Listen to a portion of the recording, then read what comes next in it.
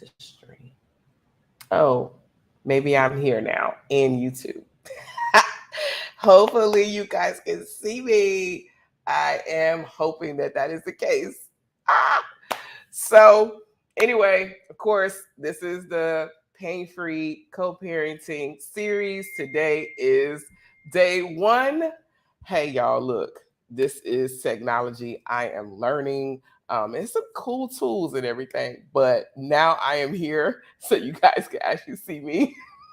I know YouTube, I'm not YouTube, but Instagram have been seeing me, but YouTube, you guys haven't. So really, really sorry. I've been talking in the background. I don't know. Maybe you've seen me in the background. I don't know what it's like on your end of it. But anywho, so I wanted to just let you know, hi everyone. If you guys that are joining, please just put a comment in the chat. It just helps the algorithm to let everybody else know that you are here. So 1 second, Yvette, I will join you later when we go to Q&A. So one of the things that I wanted to talk about in terms of divorce, and I started out talking about the um, connection of divorce and breast cancer and trauma. So again, according to mental health, um, their studies, 50% of women have had at least one traumatic experience in their life, and men, 60% have had some, form of traumatic experiences. And so what we haven't understood is that there is a connection between your mind and your body. And so I know earlier today I was doing a recording on my podcast today with my beautiful daughter, Tamil. And so one of the things that we talk about is that there's mental illness. And so when people actually want to go and see someone like a therapist or something, they are believing that there is something wrong and you have to go and see a therapist because something is wrong. They have not made the connection that physically and the mind, and the mind actually works together. There is no separation. And so what we like to, as part of the health community and me connecting with doctors and therapists and all of my MDs and out there psychologists and psychiatrists, are basically explaining now it is a traumatic brain injury. So now when you think the mind connects with injury, now you understand. So when you understand traumatic an event, it's an injury to the mind that can actually exhibit in the body. So sometimes when you have simple things that we can have, like headaches, or we can have, I don't know, like maybe your back hurts or your toe hurts or whatever, or inflammation is really, really big with my women out here, right? Let me know in the chat if you understand everything. Say, hey, that you pretty much have, it could not, you don't really need to pop an Excedrin to take care of that headache or that back pain. It could actually be something that is going on psychologically. And those of us that are, you know, African American women, we have had multiple potentially, traumatic. And so what happens with trauma, it travels through our bloodlines. And so unfortunately, those of us, we have had many different experiences, including slavery in our times, that have actually gone through our bloodlines that have affected not just our mental, what they would call mental illness, which is now a traumatic brain injury. It actually affects the body. So when you see statistics out here that explains that, you know, African Americans are prone to a higher risk of breast cancer, a higher risk of high blood pressure, a higher risk of diabetes. These things are associated with the fact that we have experienced trauma through our bloodlines, including childhood trauma. So let's get into some of the things that I want to talk about in terms of shocking um, beliefs or things that you may not have known about divorce itself. So, Of course, it's a traumatic event. I really, really, um, having to have gone through it myself, some of the things that I felt like I didn't feel like myself when I was going through it. It almost felt like, I don't know, like I've tried to describe this, and maybe some of you that may are early parts of it that you're going through it right now, you may be feeling like you're not even yourself. You may be feeling like the partner that you once was with is not necessarily, it's like, it's like a death almost, but they're still here. It's like you're grieving the relationship, and you're really focused on the relationship. This is one of the things that I know that I was doing. I was focusing a lot on, I had small children at the time. At the time, my daughters were 7, I believe. I think my youngest was 7, and my oldest was like 12 or 13. And I also had a stepdaughter that was like 18, but she had actually moved out. But at the same time, I was so focused on the relationship. I was focused on the hurt of the fact that I really didn't want to have a divorce. I really didn't. I also had backlash from people that are in my Christian community. Hey, church people, they were very churchy about like situations and didn't really understand what was going on in the household, or what I was dealing with in terms of my mindsets, and what the abuse and the different things that I was dealing with. Nobody understood it. And so to get a separation and have a divorce, or whatever the situation may be, it is a very difficult decision. And then once you commit to that decision, and then if you don't have the support. So the big thing is, not only was it traumatic, it was also lonely, right? So I had, when you're married, you actually have this, you do everything together. I mean, if you are in that, you're doing the things with the children together. Most of the time, there's really not a whole lot of friendships outside of it. So I'm losing all that. So I'm not sleeping. My mind is racing. I can recall that all I did was listen to sermons, or I was listening to um, some music. I was listening to my Bible. It was just so painful. I barely could eat. I wasn't, I was not really productive at work, and I really wasn't clearly thinking at work. I actually got this is weird. During this time, I had gotten a promotion, two promotions at the same time. But I did not understand that I could take both of them at this, because one was coming later, and then the other one was like right now. And I did not take that when I thought I had to choose between the two, and then trying to choose in the middle of a stressful situation, I really didn't know. So it's really what I really, really wanted. I really wanted to sleep. I really wanted to stop crying. I really wanted my children to be okay. I didn't know what this was like, because my whole life I had been in relationships. I had been with a man. I had been with someone, up until now that I understand childhood trauma, even from, being sexually assaulted at 6, from 6 to 12. That's actually, messing around my sexual template, if you will. So I was actually, someone was, engaging with me before I even knew, myself. So I am, going through all that. And so, so once you have friends with your husband, or, you have all those associated friends. I had one good friend, a very good friend. We were very supportive, but we also lived far away from each other. And so you have very few friends outside of the relationship. So it's very difficult not to focus on the relationship.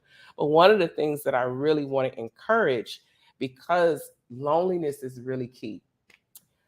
There is a study that was taken in terms of women being diagnosed with breast cancer, and it also included many different traumas. And traumas is an emotional wound that is a traumatic brain injury that can affect how you relate, how you connect with others, and how you connect with even your body. a lot of times, I know for me, I am a head person. I'm very smart. I'm always in my mind, and very rarely did I know how to connect from my head into my body and understanding it. So one of the things that it talks about in the percentages of women that they have linked through studies, because the only way that you can actually connect breast cancer to some form of stress is that they have to do some studies. And so this study was not done in the United States. This study was actually done, and I could I will drop the later on. I didn't have this, and I didn't think about this, but I can drop the actual link to the article so that you can read it. But basically, this article talks about how, I want to say it's about 80 something percent of the women that they actually, interviewed and asked them, hey, did you have you had any of these experiences? And one of them was childhood trauma, and post-traumatic stress and loneliness, right? So one of the key things that I talk about when I talk about divorce, and the shocking truths behind it, is you're lonely. And I did not know that loneliness is a stress release to the body that actually puts you in harm's way. Now, it does talk about there's other research that I have done that have connected, that was my water, that have connected, to cardiovascular disease, diabetes, and, high blood pressure. But, for me, I'm definitely, and I have suffered from high blood pressure too. And I did not understand the connections of all this trauma and how it's in the body. And we really need to really, truly pay attention to that. And so loneliness is key. And so, of course, if you are lonely, I know that I was. At the time, I belonged to a church where it wasn't like any community groups. And I love my churches. One of the churches that I do belong to in Texas is, there at least is a recovery part of the church that you can actually go through, but there are very few of them within the church. And at the time where I was going through my divorce, I did not have their recovery group or recovering nothing. So I'm actually just there at church. I figured, like, I gotta serve at church. I'm serving. I didn't have a process. I also tried counseling. I definitely was in therapy, right? But the thing about it is, I was in group therapy, and then I had my daughters in therapy. But when I was in group therapy, I actually ended up in the middle of a session getting up and getting out, because they wanted to talk about, and we were talking about all the different traumas and the emotional abuse that can happen before a man actually hits, or females. There could be some abusive women out there as well, but we were talking about men and those of us that have had experiences with men and abusiveness. And now we are now talking about the narcissism and the different things that men have done to subject women to emotional abuse. So they were all in here talking, and I remember in a circle, and there was this one woman that they were all waiting for, that was this great therapist. And so she came and she's talking, and I'm like, wait a minute. She just started bashing men and things. And I have brothers. I have very good brothers. I have very good fathers. So all men, when you start telling me in absolutes that all men are bad, they're not good, this and that, and I'm like, this is not helping. And so I tried that. And so I just kind of ran away from that situation. And then one of the things that, I feel like my children would definitely affect it. And I did not focus on my children as much. I was really so focused on the relationship and how to get through. And so, really, what I want to talk about um, is, you know, this is the ugly part of divorce, is that it's the loneliness, the sickness, the stress, the lack of sleep. Um, it's a lot that you're actually missing, work, and it can be a very lonely situation. And so what I'm going to do is I want to give some tips on some things that you can actually do I want to make sure. Look, I didn't do this real well, so y'all can see. I guess I'm gonna try to do it on one side, right? So, and then also there's another tip. This last one, the social isolation that you typically end up because really you feel like nobody else really understands, and it's really hard. But what I want to do in terms of understanding that your health is at stake at this point. I want to give you an alarm. That's why I said the shocking truths about this, the good, the bad, and the ugly. I talked about the ugly, I talked about the bad. But there are some good things, and you can get through it. But there takes some intentionality in terms of you getting through it. And I think the first thing is awareness. This is like, in terms of healing, I'm going to talk about, I hope that you can actually see this. I'm just going to write it so that I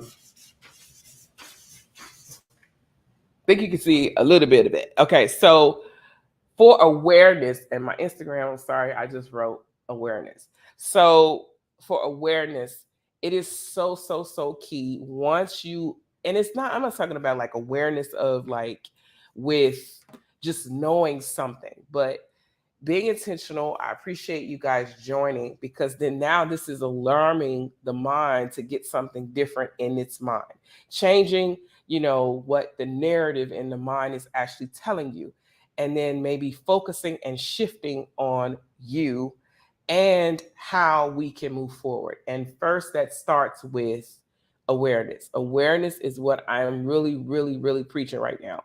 I'm really preaching about, or teaching about the fact that this is a traumatic event and how trauma affects your health. It is huge. Trauma affects your health. For anyone that has just joined, welcome, welcome, welcome. I appreciate you coming through. Drop a comment. This helps the algorithms. We fighting against algorithms for people to get out. And so if you could drop a comment, say hi, wave or whatever, that would be great. I've also, if for those that, Tasia, if you are, Tamil, if you are on, can you drop in if they would like to book a call with me, the site, and that would be great. So again, awareness. I basically am talking about the shocking truths. Divorce, traumatic event. Divorce has, it can be associated with, I don't know, I'm not your doctor, so you have to listen to your doctors and things like that on a diagnosis. But post-traumatic stress disorder is usually after a while that you have so much trauma.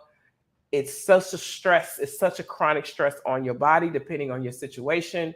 You pretty much have, you can be diagnosed with that. I myself was diagnosed with post-traumatic stress.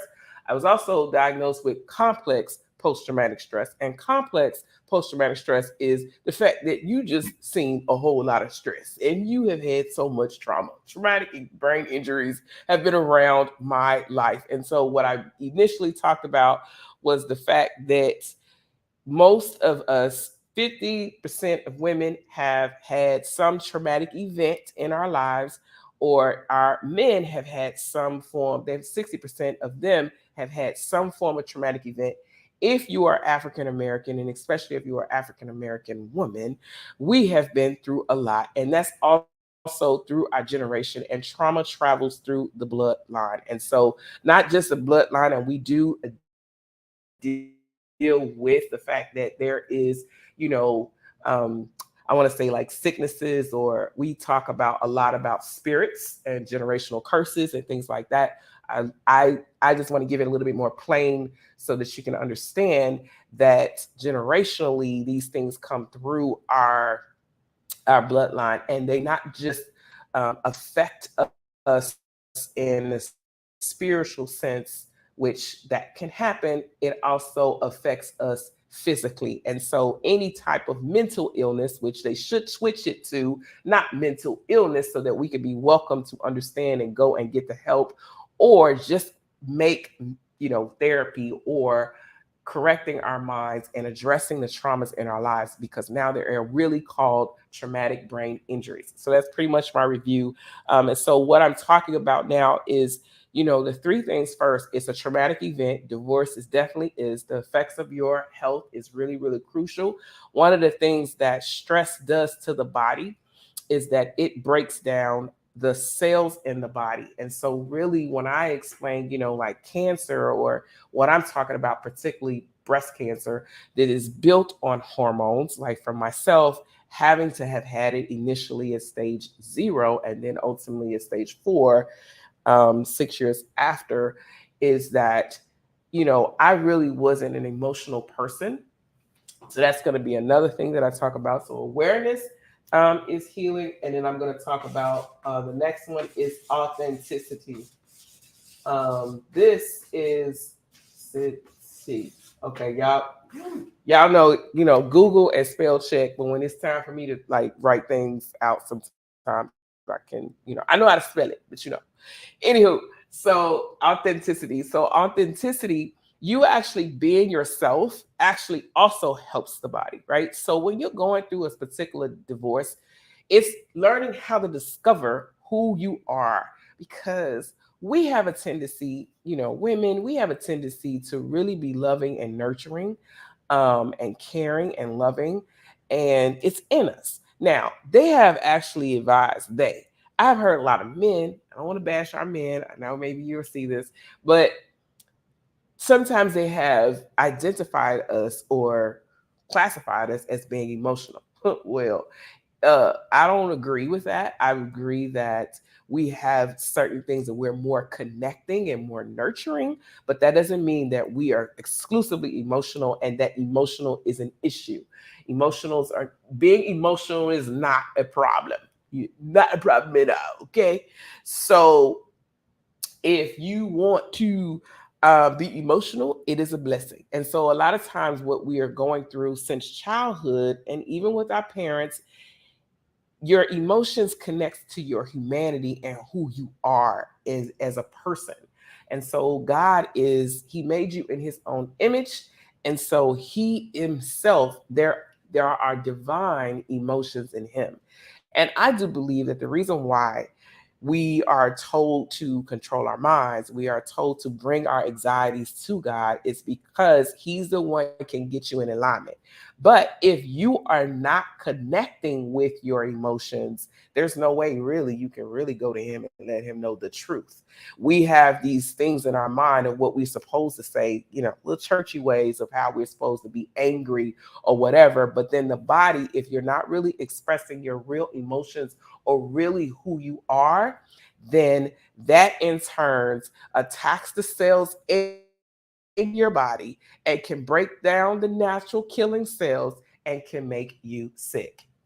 My mind is blown. Let me know what y'all think about that. Like, that is blowing to me. And it has been proven. I will definitely give you some articles on these things, that the fact that if you are not feeling yourself, you can actually make yourself sick. And even there's certain things like my mom. I love my mom. I love my mom. I love my mom. I'm getting through this, grieving my mom's death. And one of the things that I learned as I began to study emotions is that when my mom passed, um, she was sick. She was sick all her life, and she she suffered for a long time with schizophrenia, and ultimately she had diabetes. So when I tell you guys, when I learned some of this stuff about traumatic brain injuries, one of the things that I learned is that my mom, she went through a lot of trauma, being in an abusive relationship, an abusive marriage. Um, and so the mind, schizophrenia, is a traumatic brain injury that actually, so your mind works in ways, to help protect you. So your emotions are there to protect you. And There are certain traumatic brain injuries. If you are given too much trauma, like complex traumatic, con- complex post traumatic stress, that can actually break down the body so much and the mind that the mind has to be some it actually to save itself, it would actually basically create something of itself. Like it's creating, hallucinations, it's creating different things so that you can survive. So when I learned that, you know, um, being with doctors and understanding mental traumatic brain injuries, and when I see people that are struggling, I have a different mindset of when I see people that way.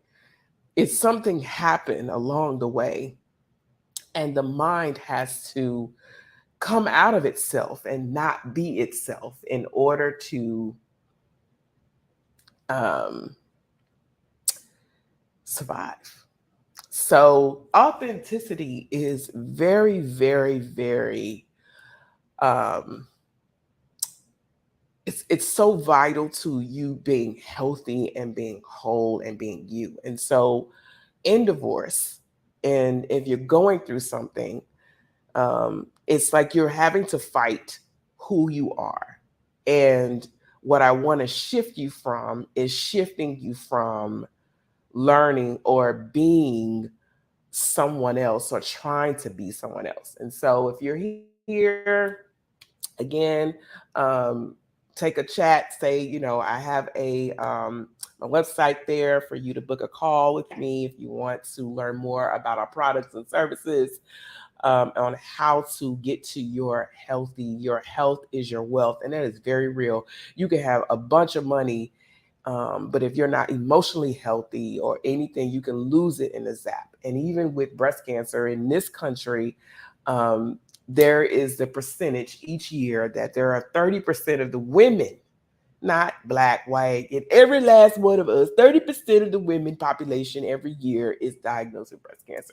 So I definitely want to, when I talk about these traumatic experiences or these traumatic brain injuries that we dev off into, um, or not dev off into, that we encounter, it is definitely hurtful. And and it hurts you more than you realize. And so that's what I really want to bring to you. So, awareness, authenticity, and my last points anger. I have a few videos. If you follow me about anger, I really am this person like, ah, anger. I mean, I'm going to say this. We have been dubbed, and I say we, I'm talking about my black women. If you're here, we have been dubbed as the angry black woman. And so, what we typically do is try to make sure that we don't stay angry. We don't want to be angry. If we get angry, people are going to think of us a certain way, or they're going to believe a certain way, or they're going to do this a certain way. And we're sitting here like, what? I'm sorry.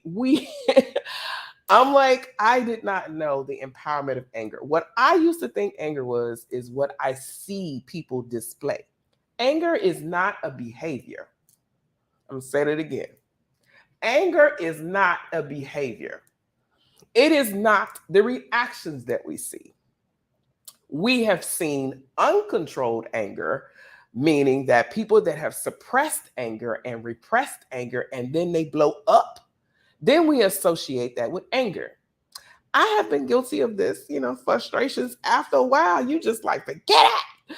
I'm going to like scream or whatever the case may be. But the whole like, being, I'm going to be, angry, we have not, we don't really know what that is. So really, it's just really feeling the anger. It's really just understanding and acknowledging how you truly, truly feel.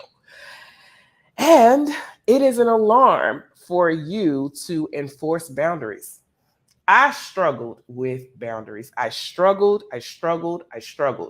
that was connected. I had so many things in my mind. So I had to really get aware of how I felt and then feel it unapologetically. Now I understand the scripture that talks about anger, but you could be angry, but sin not. I think we associate this anger as being sinful. I don't even know where that came from, but there's a lot of, we love that God is loving and we love that and all of that. Well, God also gets angry, and I'm talking about he gets mad, like extreme, like really, really mad, like so mad that he rains fire on people and actually drowns people. So I don't know, like if you feel in your spirit that one day you want to drown somebody, or if you want to rain fire on someone, does that technically mean that you're going to do it, or is it just an expression of how we feel? And anger, his anger is associated with his love. So a lot of times, have you ever tried to mess with somebody's child?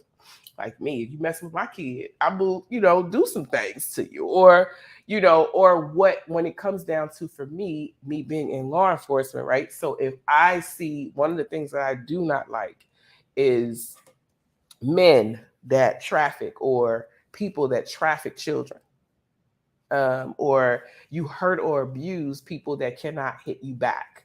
This is associated with the scriptures that God gets angry about. So when you get angry about those things, that is in your DNA. So you should be okay and be empowered to feel that way. So definitely awareness, become aware of these shocking truths about divorce and how it connects, how it's a trauma event, it's traumatic experience. You will be grieving is stressful. It's an ugly experience that I wouldn't wish on anyone. So I empathize if anyone is experiencing any form of divorce or a long-term breakup, like any of that. If you feel like you're being betrayed, all of those things are real. But also, with the acknowledging of the feelings and going through the process of recovering, the loneliness. And I just want to make you pretty much aware of the issues that could potentially harm the body to the point where you can be sick and take you out. So at that moment, again, you can throw down in the chat and let me know what your thoughts are. Any questions? Anybody got any questions for me? I know I had my sister in here. Um, hey Taylor. Sorry, you guys. You guys, okay, look, let me tell you something too. With like the treatments that I have gone through now, I have hot flashes. Okay, so um, definitely here. So any questions? Any questions? Hey sis, any questions? Y'all got no questions? I have gave y'all, so all the information was good. Good, good, good. Hope to see you guys on tomorrow, day 2. And day 2, I need to make sure I know what we're going to be talking about tomorrow. Let me hold up. Tasia, drop in the chat what we're going to be talking about tomorrow. I think tomorrow, if you would join, and if you like this, please put it and let us know what your thoughts are on, was these, I can give you some questions. One of the good things that I want to ask is, did you know did you know one, okay, did you know that divorce is a traumatic event, right? Did you know the effects of loneliness and social isolation? And was these 3 things, awareness, authenticity, and anger, and feeling your anger, those things that can propel you into healing, can help you? And you let me know if that's correct. Okay, so over here, I'm going to bring in my sister. Let's see. Okay, you got, all right, bring you in.